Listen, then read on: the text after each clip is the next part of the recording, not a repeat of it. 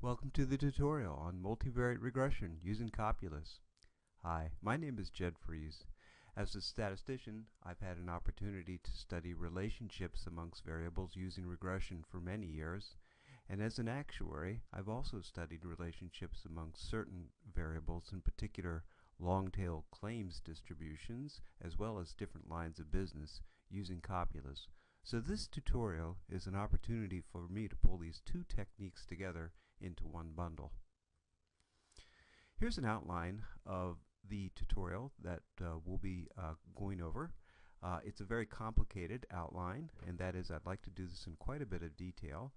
We'll start with an introduction to multivariate regression, and then after that we'll quickly switch over to copulus.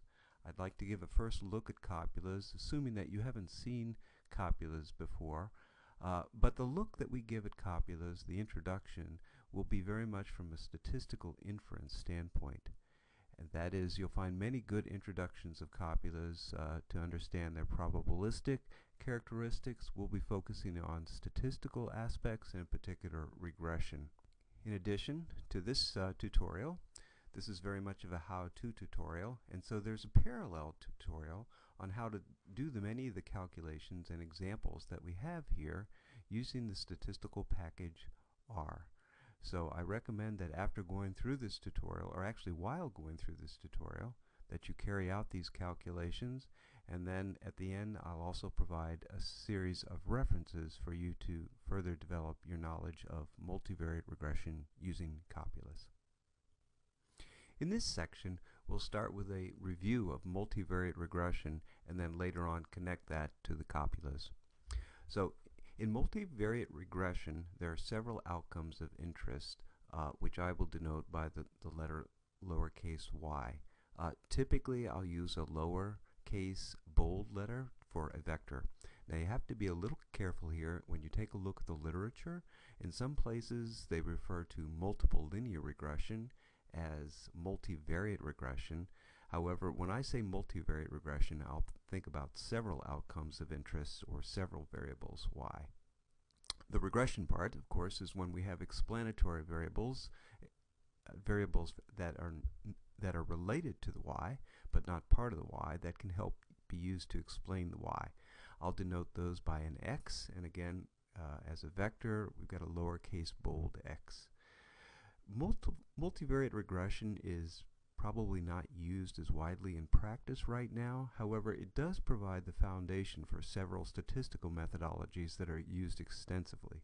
In particular, structural equation modeling, longitudinal data modeling, hierarchical linear modeling are used extensively in the applied sciences right now, and multivariate regression is at the foundation for these methodologies.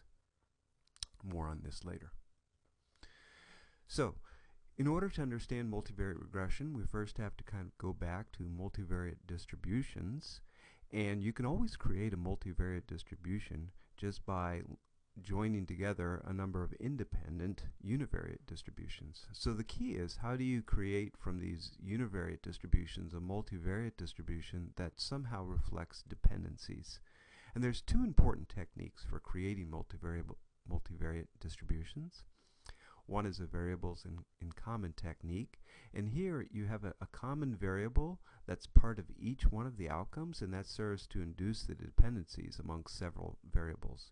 So an example that I've used in my own research is taking a look at male mortality and female mortality and having a third variable, and that would be a time until disaster, which is common between the two, and that serves to link those two variables, inducing a dependency.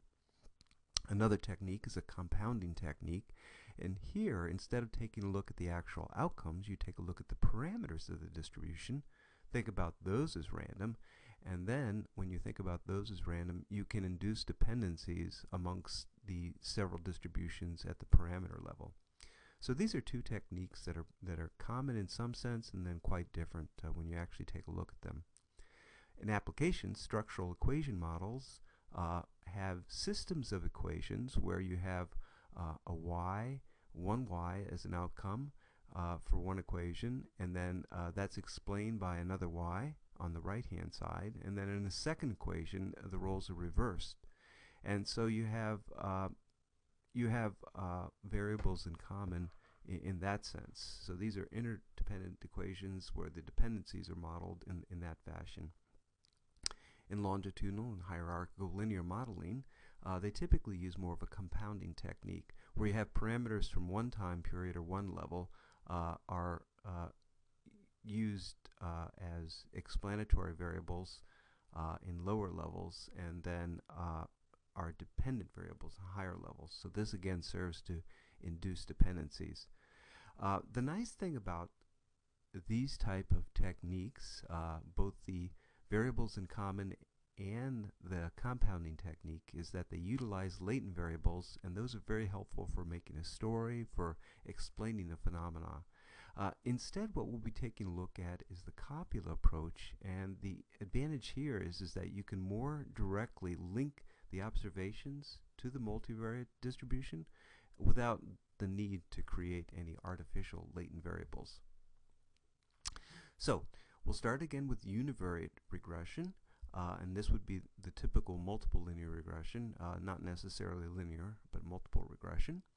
We'll think about a single outcome of interest, y, with a distribution function f, and that distribution function f is described by parameters theta. Theta may be a vector. Now we'll bring in explanatory variables x. These are independent or exogenous variables, and they're used to explain the distribution function. And typically we do that by letting theta be a function of those explanatory variables.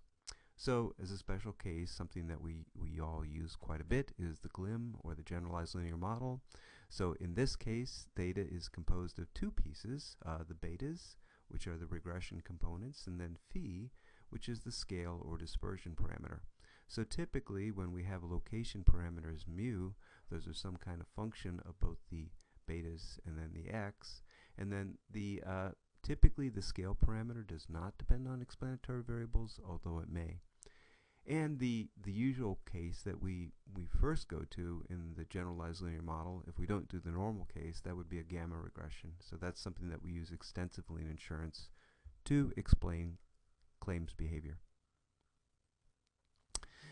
Now we have more than one outcome of interest. We have a vector of outcomes of interest, and I've used p as the number for this, so y1, y2 up to yp, where p is typically 2, 3, or 6. For each one of the y's, we'll have its own distribution, f sub j, theta j, and we refer to that as the marginal distribution, and that would be the distribution for just that outcome of interest by itself.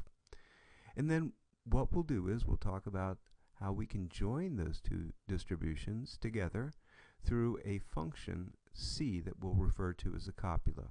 So we'll explain that in the next section, but for right now we'll think about just taking that as a given.